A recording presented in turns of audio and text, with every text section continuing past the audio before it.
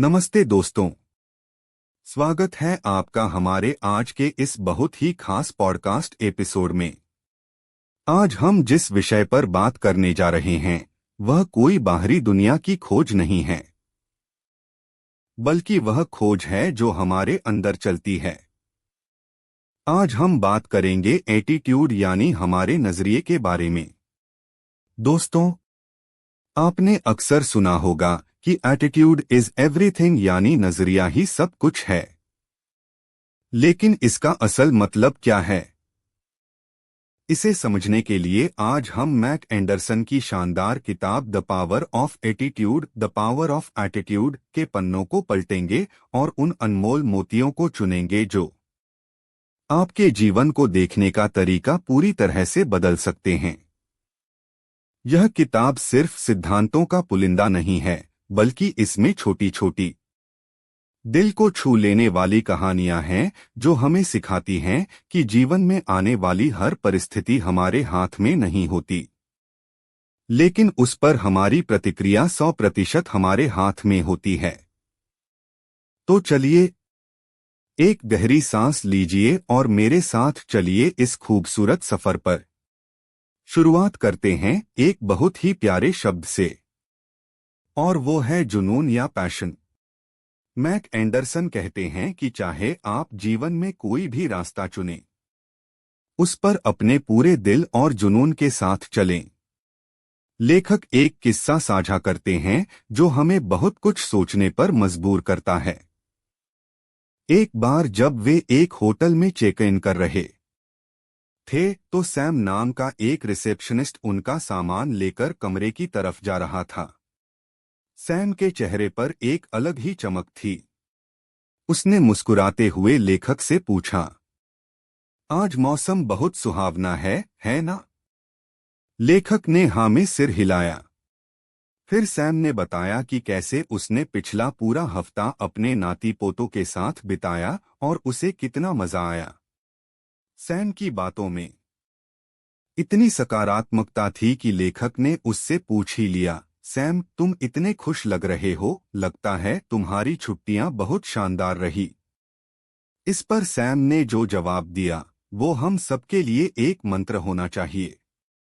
Sam ने कहा, mister Anderson, मेरे लिए तो इस दुनिया का हर दिन शानदार है। जरा सोचिए दोस्तों, एक साधारण सा होटल कर्मचारी, लेकिन उसकी सोच कितनी असाधारण थी। सैम ने अनजाने में ही लेखक को यह सिखा दिया कि हम हर सुबह जब सोकर उठते हैं तो हमारे पास एक विकल्प होता है। हम या तो दुखी और थके हुए चेहरे के साथ दिन की शुरुआत कर सकते हैं, जिससे हमसे मिलने वाला हर इंसान भी उदास हो जाए, या फिर हम सैम की तरह खुशी और उत्साह चुन सकते हैं जो दूसरों के दिन को भी रोशन कर दे। यह चुनाव पूरी तरह से हमारा है। इसी संदर्भ में एक और बहुत पुरानी और गहरी कहानी है जो शायद आपने सुनी हो, लेकिन आज उसे दोबारा याद करना जरूरी है। एक बूढ़ा आदमी अपने पोते को जीवन का सार समझा रहा था। उसने कहा, मेरे बच्चे, हमारे अंदर हर वक्त दो भेड़ियों के बीच लड़ाई चलती रहती है। एक भेड़िया बुराई का प्रतीक है, वह गुस्से, जलन, घमंड और लालच से भरा है। और दूसरा भेड़िया अच्छाई का प्रतीक है, वह शांति, प्यार, उम्मीद और दयालुता से भरा है। बच्चा बहुत ध्यान से सुन रहा था। उसने मासूमियत से पूछा, दादाजी, तो अंत में कौन सा भेड़िया जीतता है? दादाजी ने मुस्कुराते हुए बहुत ही गहरा जवाब दिया, वही जीतता है जिसे तुम खाना खिलाते हो। दोस्तों, यह कहानी हमें बताती है कि हम जैसा सोचते हैं हम वैसे ही बन जाते हैं। अगर हम सकारात्मक विचारों को खाना खिलाएंगे तो हमारा जीवन खुशहाल बनेगा, और अगर हम नकारात्मकता को पालेंगे तो हमारा जीवन वैसा ही हो जाएगा। अब बात करते हैं सफलता की। अक्सर हम सोचते हैं कि सफलता का मतलब है बहुत सारा पैसा कमाना या प्रसिद्ध हो जाना, लेकिन मैक एंडरसन एक अलग ही नजरिया पेश करते हैं।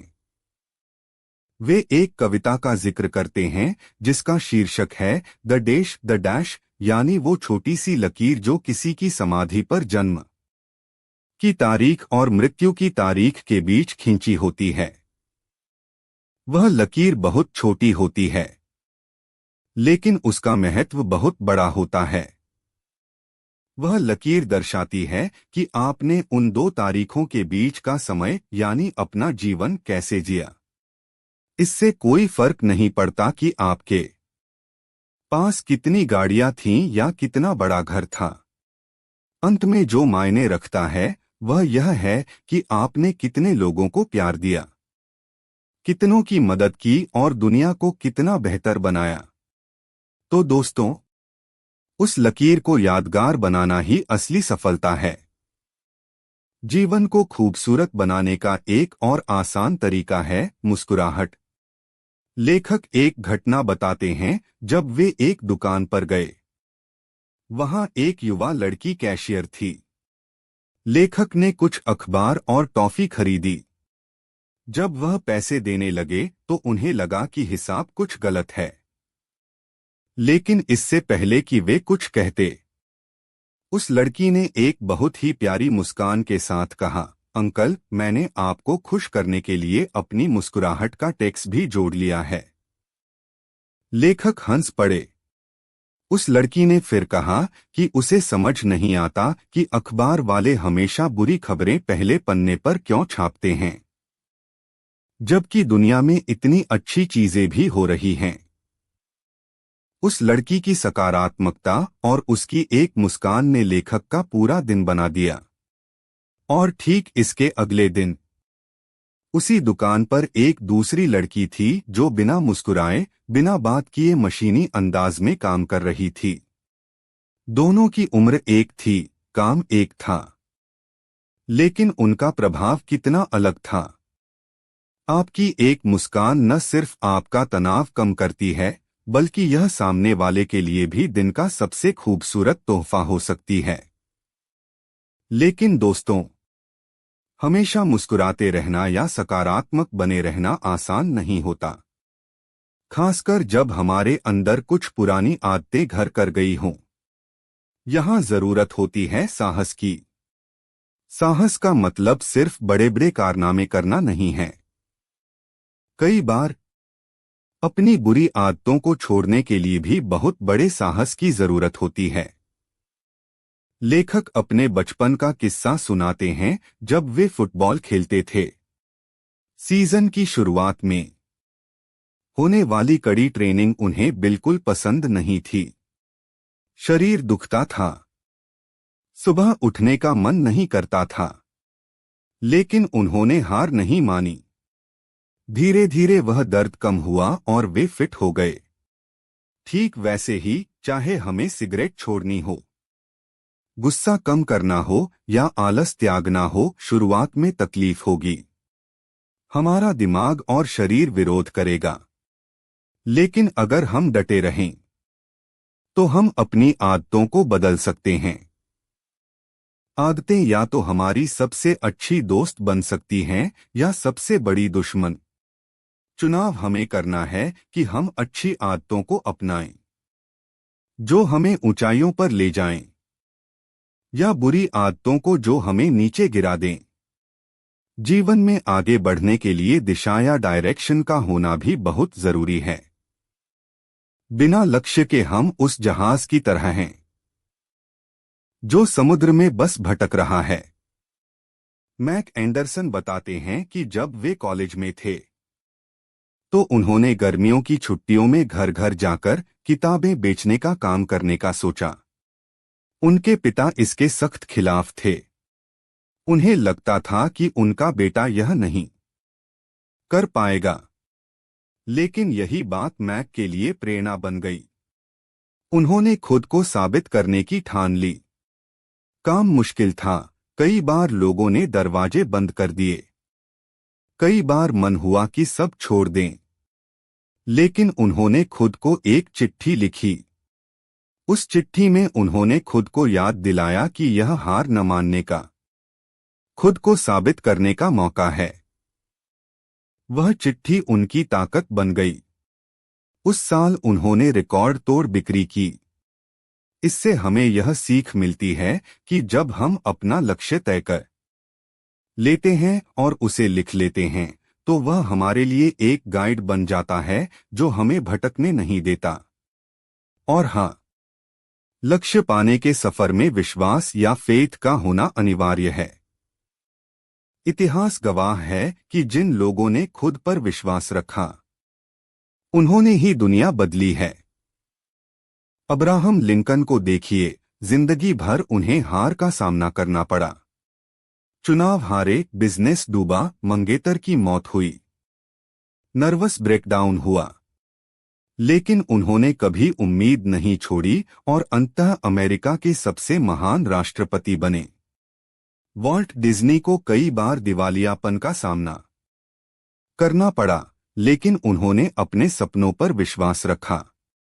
Chicken soup for the soul जैसी मशहूर किताब को 35 प्रकाशकों ने छापने से मना कर दिया था, लेकिन लेखकों का विश्वास नहीं डगमगाया और 36वें प्रकाशक ने उसे छापा और आज वह इतिहास है।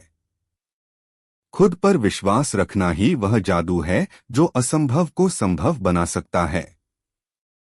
दोस्तों, सफलता और विश्वास के साथ साथ एक और चीज है जो हमें इंसान बनाती है, और वह है गोल्डन रूल यानी स्वर्ण नियम। यह नियम बहुत सरल है, दूसरों के साथ वैसा ही व्यवहार करो जैसा तुम चाहते हो कि वे तुम्हारे साथ करें। लेखक अपने पिता की दुकान का किस्सा सुनाते हैं। एक दिन दुकान बंद करते समय एक कचरा उठाने वाला व्यक्ति आया।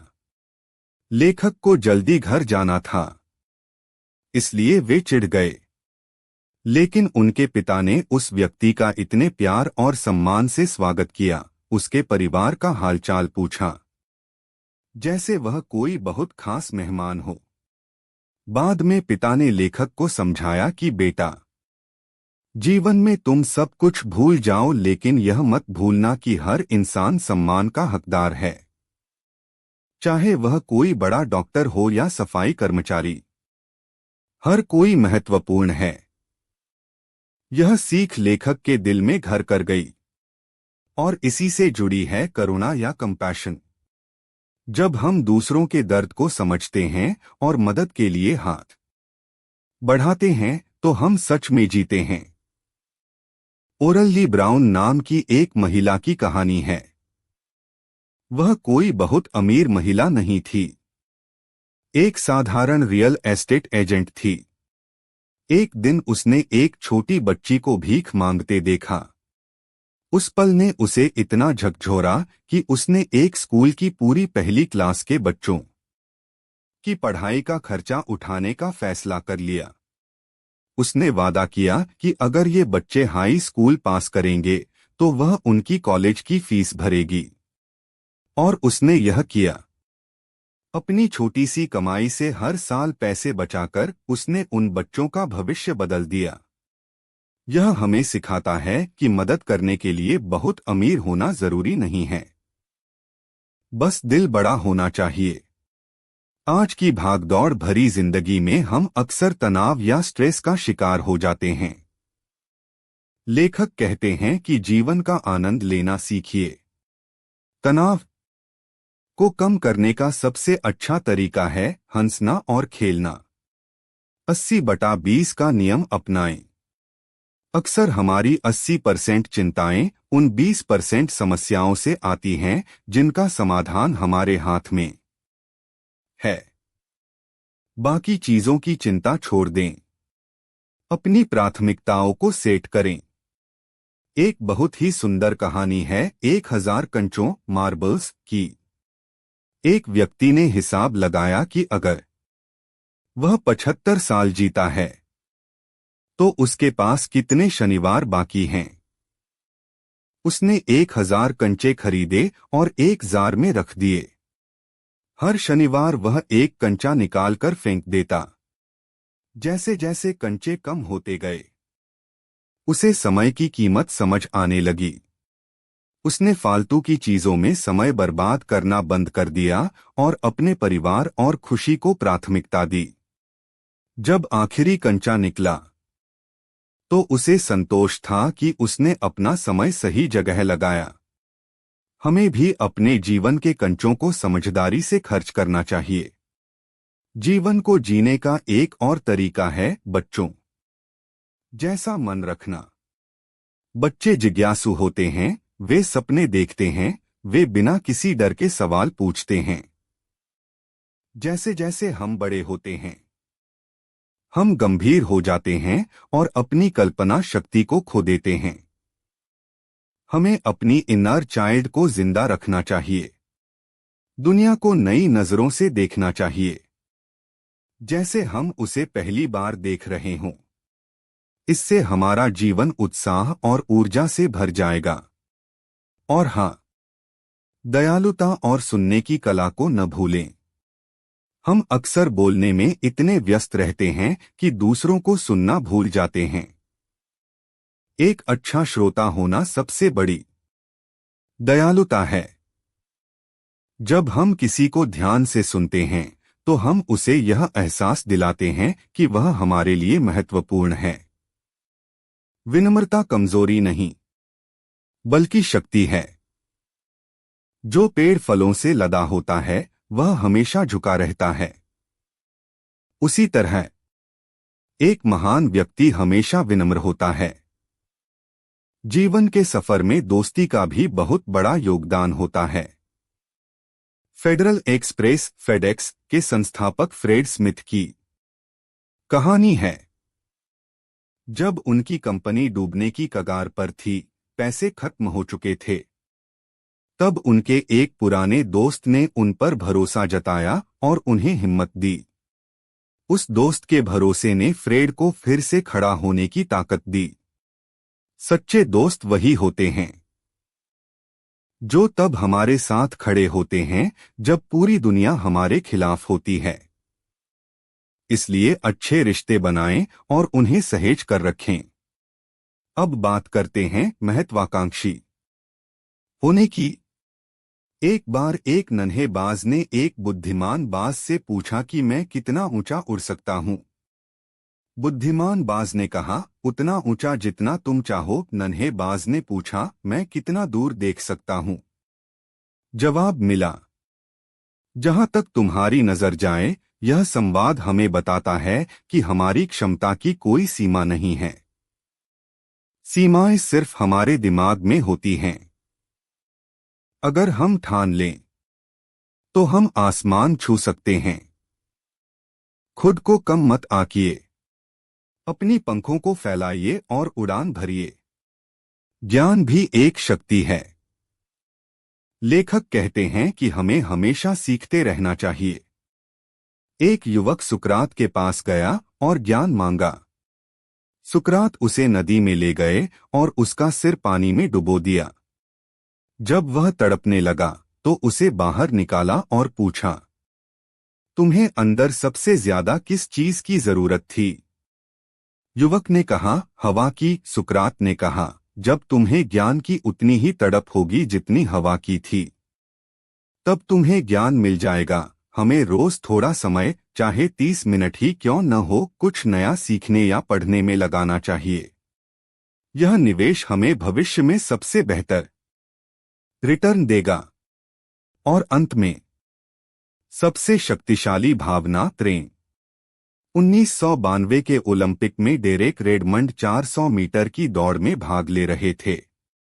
दौड़ के बीच में ही उनकी नस खिंच गई और वे गिर पड़े। दर्द से कराहते हुए भी वे उठे और लंगड़ाते हुए फिनिश लाइन की तरफ बढ़ने लगे। तभी भीड़ में से एक आदमी सुरक्षा घेरा तोड़कर आया और डेरेक को सहारा दिया। वह कोई और नहीं, डेरेक के पिता थे। पिता ने बेटे से कहा, हमें यह रेस पूरी करनी है। और पिता के कंधे का सहारा लेकर डेरेक ने वह रेस पूरी की। पूरा स्टेडियम खड़ा होकर तालियां बजा रहा था।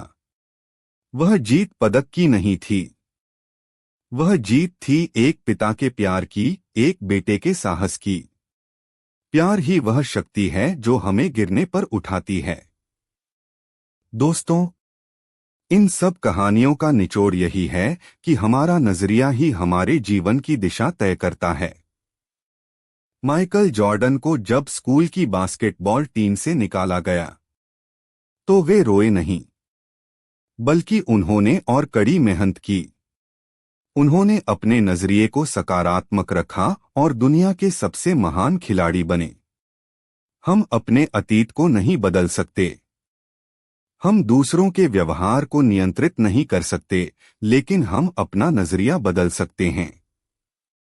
जैसा कि चार्ल्स स्विंडोल ने कहा है, जीवन 10% इस बात पर निर्भर करता है कि आपके साथ क्या होता है, और 90% इस बात पर कि आप उस पर कैसी प्रतिक्रिया देते हैं। मैक एंडरसन की यह किताब हमें यही याद दिलाती है कि हम अपने जीवन के चित्रकार हैं और हमारा नजरिया वह ब्रश है जिससे हम अपनी दुनिया में रंग भरते हैं। चाहे हालात कैसे भी हों, आप अपनी खुशी, अपनी शांति और अपनी सफलता खुद चुन सकते हैं। अपने आप को लगातार नया करते रहें। जैसे एक बगीचे को लगातार देखभाल की जरूरत होती है, वरना वहां खरपतवार उगाती है, वैसे ही हमारे दिमाग को भी लगातार सकारात्मक विचारों की जरूरत होती है। नकारात्मकता को उखाड़ फेंकें और उम्मीद के बीज बोएं। तो दोस्तों, आज ही यह संकल्प लें कि आप सैम की तरह हर दिन को शानदार बनाएंगे, उस बच्ची की तरह मुस्कुराहट बांटेंगे और उस पिता की तरह प्यार और सहारा देंगे। याद रखिए, आपकी दुनिया वैसी ही बनेगी जैसा आपका नजरिया होगा। आज के पॉडकास्ट में बस इतना ही। उम्मीद है कि मैक एंडरसन की ये बातें आपके दिल को छू गई होंगी और आपको एक नई दिशा देंगी। सुनते रहिए, मुस्कुराते रहिए और अपने नजरिए को हमेशा ऊंचा रखिए। धन्यवाद और नमस्ते।